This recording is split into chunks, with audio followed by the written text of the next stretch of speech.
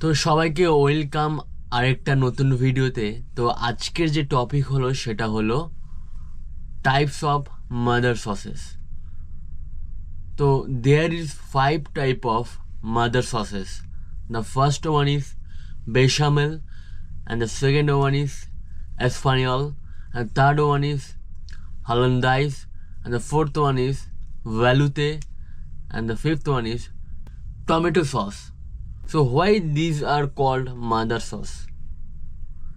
তার উত্তর হলো যে এই সসগুলো থেকে আমরা বিভিন্ন ধরনের সেকেন্ডারি সস তৈরি করতে পারি। তো এরা হচ্ছে মেন যে প্রাইমারি সস, তাই এদেরকে মাদার সস বলা হয়। আর এদের থেকে আমরা প্রচুর ডেরিভেটিভ সস সেগুলি তৈরি করতে পারি, তাই জন্য এদেরকে মাদার সস বলা হয়। মাদার সস সম্পর্কে আলোচনা করার আগে আমাদের জানতে হবে যে রু কি, কারণ সসের যে থিকনেসের জন্য আমরা রুই সাধারণত ব্যবহার করে থাকি। তো রু কি? রু হলো ফ্যাট আর ফ্লাওয়ারের মিক্সচার, আর এটাকে 3 ভাগে ভাগ করা হয়। আর সবসময় মনে রাখতে হবে রু সবসময় ইকুয়াল কোয়ান্টিটিতে হয়, 1:1, 100 গ্রাম যদি ময়দা নিই 100 গ্রাম আমরা বাটার নেব। তো রু কত প্রকার? রু হলো 3 প্রকার। The first one is white রু। সাধারণত হোয়াইট রু কুক করতে 4 থেকে 5 মিনিট সময় লাগে। এবং the second one is blonde রু। ব্লন্ড রু কুক করতে সাধারণত 10 থেকে 12 মিনিট সময় লাগে। এবং the last one is brown রু। সাধারণত ব্রাউন রু কুক করতে 20 থেকে 25 মিনিট সময় লাগে। তো আমরা রু সম্পর্কে জানতে পারলাম। তো এখন আমরা আলোচনা করব মাদার সস সম্পর্কে। তো এর মধ্যে প্রথম রয়েছে বেশামেল সস বা হোয়াইট সস। তো এর যে মেইন ইনগ্রিডিয়েন্টস সেটা হলো হোয়াইট রু প্লাস মিল্ক, এই দুটো। আর এর একটা অনুপাত রয়েছে, সেটা হলো 1:1:10। তো 100 গ্রাম বাটার আর 100 গ্রাম ময়দা, যেটা দিয়ে আমরা হোয়াইট রু তৈরি করব, প্লাস 1 লিটার মিল্ক, এই দুটো সমন্বয়ে বেশামেল বা হোয়াইট সস তৈরি হয়।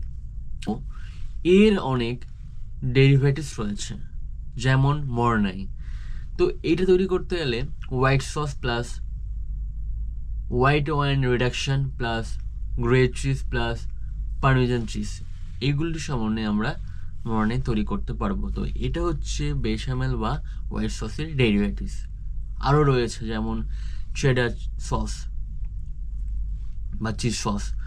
তো এইটা তৈরি করতে গেলে হোয়াইট সস প্লাস আমরা চেডার চিজ অ্যাড করলেই বা আরও বিভিন্ন ধরনের চিজ অ্যাড করলেই চিজ সস পেয়ে যায়। তো এইগুলি হচ্ছে বেশামেল বা হোয়াইট সসের ডেরিভেটিভস। তো দ্বিতীয় হচ্ছে এসপানিওল বা ব্রাউন সস। এর যে মেইন ইনগ্রিডিয়েন্টস সেটা হলো ব্রাউন রু প্লাস ব্রাউন স্টক, এই দুটির সমন্বয়ে এসপানিওল বা ব্রাউন সস তৈরি হয়। এখানে একটা কনফিউশন সবারই থাকে, সেটা হলো ডেমিগ্লেস কি। সেটা ডেমিগ্লেস আর ব্রাউন সস দুটো কিন্তু আলাদা। ডেমিগ্লেস হলো ব্রাউন সস প্লাস ব্রাউন স্টকের সমন্বয়ে তৈরি। এর একটা অনুপাত রয়েছে, সেটা হলো 1:1, 1 লিটার যদি ব্রাউন স্টক নিই 1 লিটার ব্রাউন সস, এই দুটোকে কুক করে রেডিউস করে হাফ করতে হবে। তো এটাকে ডেমিগ্লেস বলা হয়। এটা হয়তো অনেকের অজানা।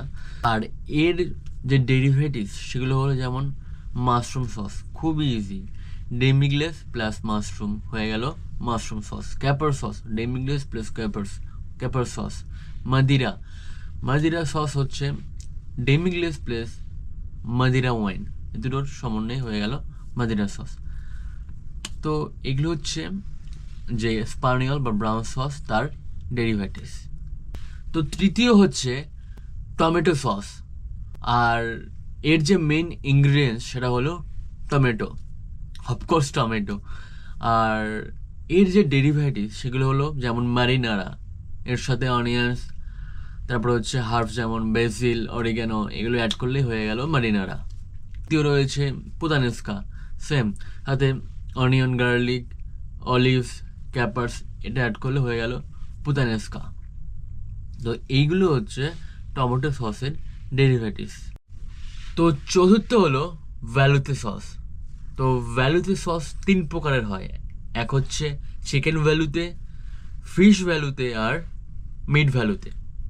তো চিকেন ভ্যালুতে যে ইনগ্রিডিয়েন্ট সেটা হলো ব্লন্ড্রু প্লাস চিকেন স্টক, ফিশ ভ্যালুতে হলো ব্লন্ড্রু প্লাস ফিশ স্টক, আর মিট ভ্যালুতে হলো ব্লন্ড্রু প্লাস ওয়েল স্টক। আর এর যে ডেরিভেটিভস সেগুলো হলো সুপ্রিম সস, যেটা আমরা সবাই জানি, ভ্যালুতে প্লাস শ্যালটস, মাশরুম, পাসলে, হোয়াইট ওয়াইন, তো এগুলোর সমন্বয়ে সুপ্রিম তৈরি হয়, সুপ্রিম সস। পঞ্চম হলো হালেন্দাইজ সস।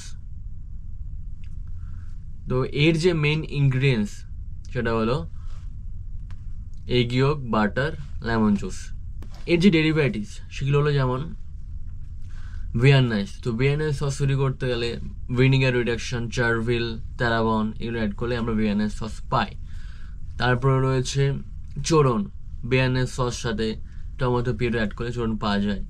তো এগুলি হচ্ছে হল্যান্ডার সসের ডেরিভেটিভস। তো পরের যে ভিডিও আসছে সেটা আসবে স্টেক নিয়ে, এটা খুব ভাইটাল একটা পয়েন্ট। আর প্রত্যেকটা ইন্টারভিউ মানে এই কোশ্চেনটা, মানে এই ধরনের কোশ্চেন স্টেক সম্পর্কে আসেই। তো পরের ভিডিও স্টেক নিয়ে, আশা করি ভালো লাগবে।